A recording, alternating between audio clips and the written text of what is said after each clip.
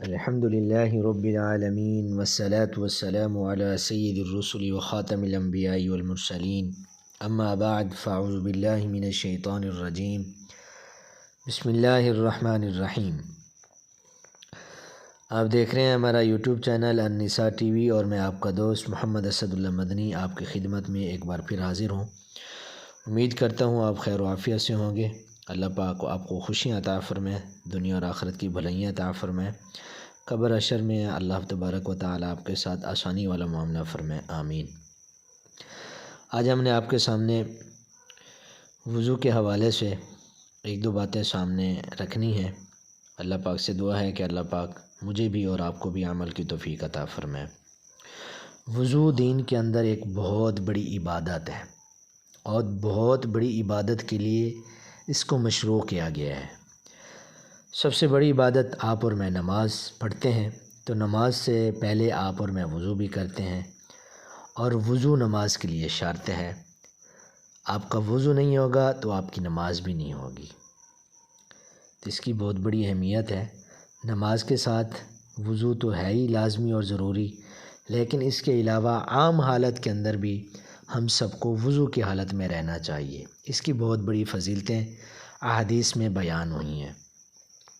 صحابی رسول ہیں حضرت عمرو بن ابسہ رضی اللہ تعالی عنہ، یہ اپنے مسلمان ہونے کا واقعہ بیان کرتے ہیں۔ ایک بہت بڑی لمبی حدیث ہے، اس میں اس لمبی حدیث کا ایک جز آپ کے سامنے عرض کرتا ہوں۔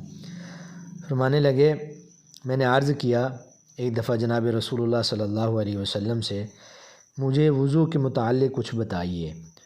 تو جناب رسول اللہ صلی اللہ علیہ وسلم نے ارشاد فرمایا، تمہارا ایک شخص جب وضو کا پانی لے کر بیٹھتا ہے، پھر کلی کرتا ہے اور ناک میں پانی ڈالتا ہے اور پھر جھاڑتا ہے، تو اس کے منہ کی اور ناک کی خطائیں جتنی بھی غلطیاں ہوتی ہیں سب دور ہو جاتی ہیں۔ پھر جب اللہ تعالیٰ کے حکم کے مطابق پھر وہ چہرہ دھوتا ہے، تو پانی کے ساتھ ہی اس کے چہرے کے گناہ بھی دھل جاتے ہیں۔ پھر جب اللہ تعالیٰ کے حکم کے مطابق کوہنیوں تک ہاتھ دھوتا ہے، تو اس کے ہاتھوں کے گناہ پانیوں کی انگلیوں کے پورے جو ہیں اور کناروں تک سے اتر جاتے ہیں، اللہ پاک ختم فرما دیتے ہیں۔ پھر جب بندہ وضو کرنے والا اللہ کے حکم کے مطابق سر کا مسح کرتا ہے، تو اس کے سر کے گناہ بالوں کے اطراف سے سب اتر جاتے ہیں۔ پھر اللہ تعالیٰ کے حکم کے مطابق ٹخنوں تک قدم دھوتا ہے، تو اس کے قدموں کے گناہ انگلیوں کے کناروں سے پانی کے ساتھ ہی نکل جاتے ہیں۔ پھر کھڑا ہو کر اللہ تعالیٰ کی حمد و ثنا کرتا ہے جو اس کی شان کے لائق ہے، اور پھر 2 رکعتیں ادا کرتا ہے، تو گناہوں سے یوں پاک ہو جاتا ہے جیسے کہ اپنی پیدائش کے دن تھا۔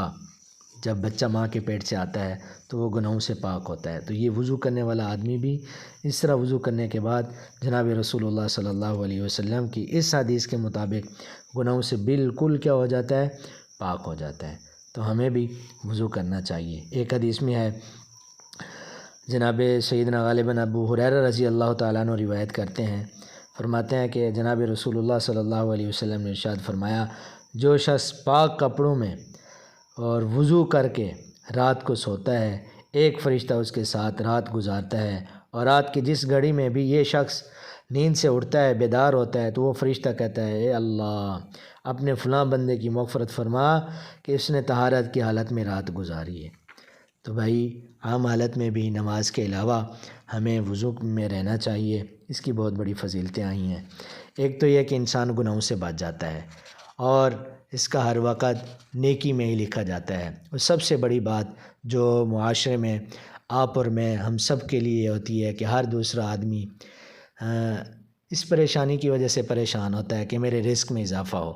تو حدیث پاک کی روشنی میں یہ بات بھی آئی ہے کہ اللہ کے نبی نے فرمایا، جو آدمی وضو ٹوٹنے کے بعد فوراً وضو کر لیتا ہے، تو دنیا اس کے پاس بھاگتی ہوئی آتی ہے، دنیا کے ڈھیر اس کے پاس لگ جاتے ہیں۔ تو عزیز دوستو، اگر آپ اور میں بھی چاہتے ہیں دنیا میں بھی ہمیں خوشیاں ملیں، مرنے کے بعد بھی ہمیں خوشیاں ملیں، دنیا میں بھی نعمتیں ملیں، مرنے کے بعد بھی ہمیشہ ہمیشہ والی نعمتیں ملیں، تو ہمیں اس وضو والی اس احادیث پہ بھی عمل کرنا چاہیے۔ ایک اور بات یاد آئی، ایک اور روایت جناب سیدنا ابو ہریرہ رضی اللہ تعالیٰ عنہ روایت کرتے ہیں کہ رسول اللہ صلی اللہ علیہ وسلم نے ایک دن فجر کی نماز کے وقت حضرت بلال رضی اللہ عنہ سے فرمایا، مجھے کوئی اپنا بہترین عمل بتا جو تو نے اسلام میں کیا ہو کہ میں نے آج رات جنت میں تیرے پاؤں کی آہٹ محسوس کی ہے۔ عرض کیا کہ اسلام میں کوئی عمل جو میرے نزدیک بہترین ہو میں نے اس کے سوا نہیں کیا کہ رات ہو یا دن، جب بھی میں وضو کرتا ہوں تو رب کریم کی رضا کے لیے جو بھی کم از کم مقدار نماز کی ہو سکے پڑھ لیتا ہوں۔ ایک روایت میں آتا ہے کہ میں جب بھی بے وضو ہوتا ہوں تو وضو کر لیتا ہوں اور وضو کے بعد 2 رکعت نفل پڑھ لیتا ہوں۔ تو دیکھیں اللہ کے نبی فرما رہے ہیں، اے بلال تو کون سا ایسا کام کرتا ہے، تیرے اس کام کی وجہ سے میں تیرے قدموں کی آہٹ جنت میں سن کے آیا ہوں۔ تو حضرت بلال رضی اللہ عنہ عرض کرنے لگے، یا رسول اللہ میں تو یہی کام کرتا ہوں، جب میرا وضو ٹوٹتا ہے وضو کر لیتا ہوں۔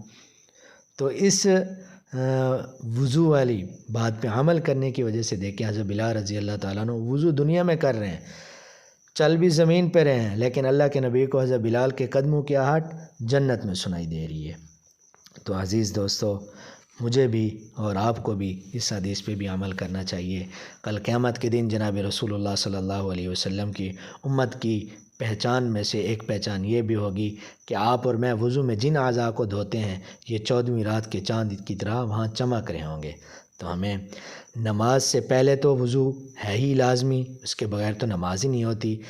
نماز کے علاوہ بھی جب بھی آپ کو اور میرا وضو ٹوٹے تو ہم فوراً وضو کر لیں۔ اللہ تبارک و تعالیٰ سے دعا ہے کہ اللہ پاک مجھے بھی اور آپ کو بھی اس پہ عمل کرنے کی توفیق عطا فرمائے۔